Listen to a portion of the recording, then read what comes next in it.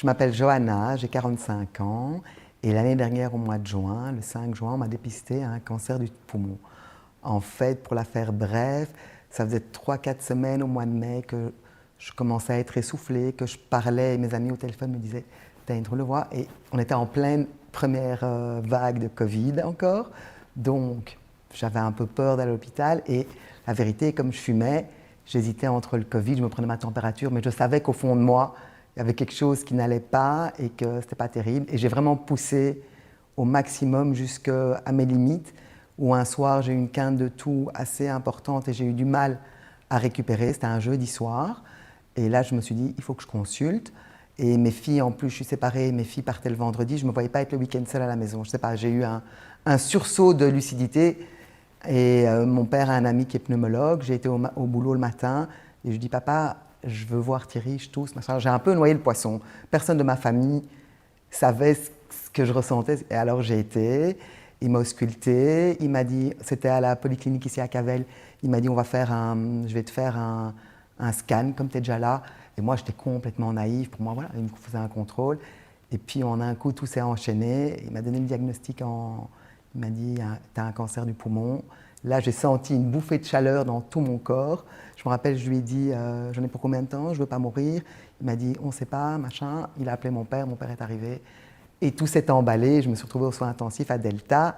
Et ma sœur, qui était médecin, qui était en Israël, est arrivée en 2 jours. Je ne sais pas comment elle a fait. J'habite à l'étranger. Je suis revenue directement pour la rejoindre. Elle était hospitalisée aux soins intensifs le temps de stabiliser la situation, qui était un petit peu aiguë puisqu'il y avait de l'eau autour du poumon et de l'eau autour du cœur.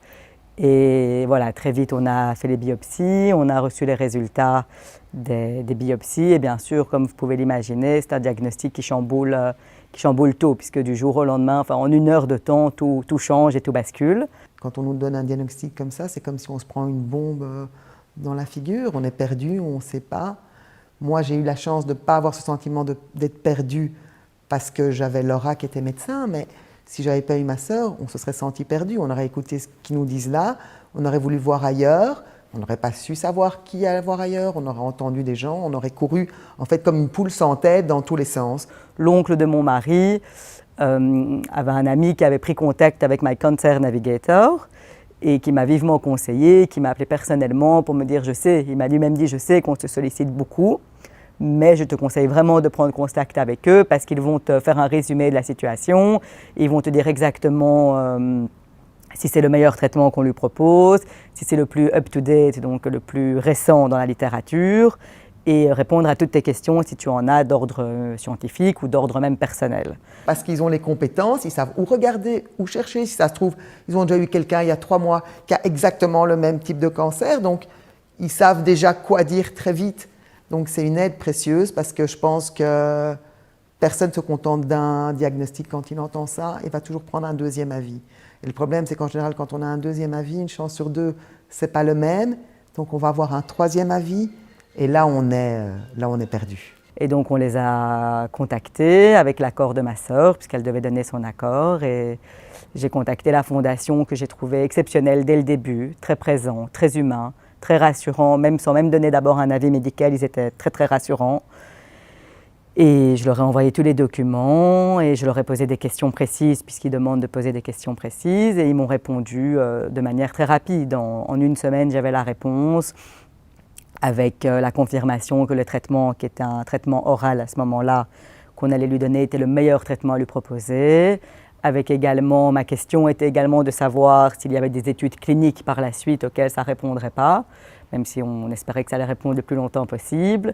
Et ils ont déjà donné la suite, la 2e ligne de traitement, ils ont répondu.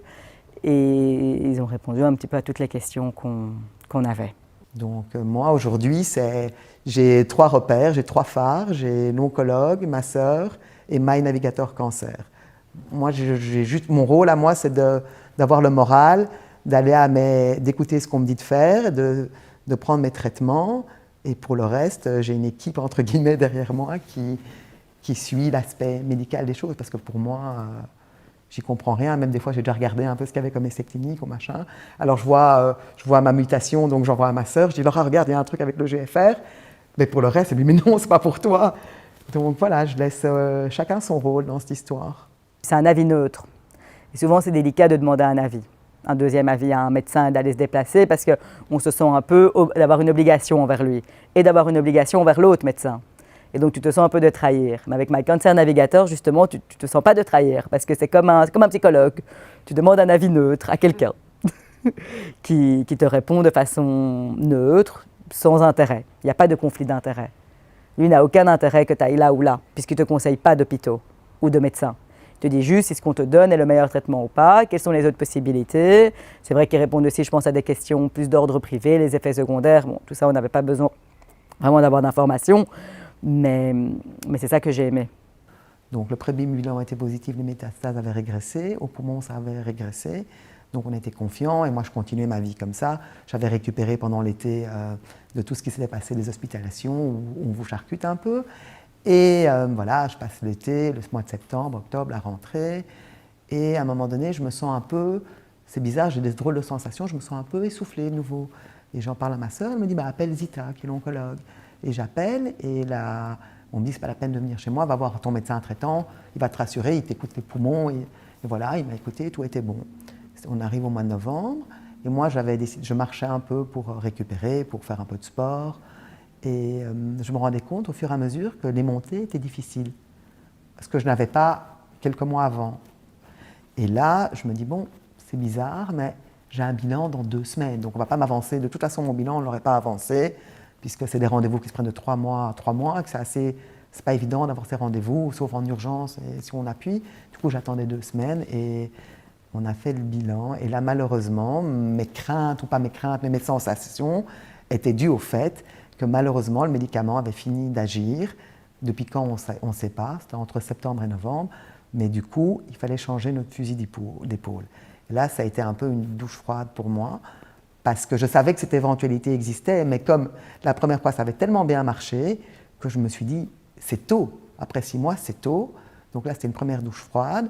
On m'a rien proposé comme traitement à ce moment parce qu'il fallait rebiopsier. Le traitement qu'elle a pu recevoir en deuxième traitement est un traitement très agressif. Mais comme elle est jeune et qu'elle était en pleine forme et en très bonne santé, elle a pu le recevoir. Mais c'est vrai que ce n'est pas le traitement qu'on donne en deuxième intention chez la plupart des patients parce qu'il faut avoir une forme physique parfaite pour pouvoir le recevoir. Et donc heureusement, elle était en très bonne forme. Mais donc justement, ils ont pu m'expliquer aussi les autres traitements, si ce n'était pas le cas, pouvoir me comparer, me dire quel était mieux, pourquoi c'était mieux, les effets secondaires et également de nouveau les essais cliniques qui étaient disponibles à ce moment-là, même si de nouveau on n'en avait pas encore, on n'en a pas besoin. Et donc à ce traitement, elle répond très très bien. C'est un traitement de 4 médicaments, 2 chimiothérapies et 2 médicaments un peu plus spéciaux, immunothérapie et des médicaments un peu plus neufs dans le domaine oncologique. Et on a pu arrêter les 2 médicaments de chimiothérapie et elle continue avec une maintenance et elle est en pleine forme.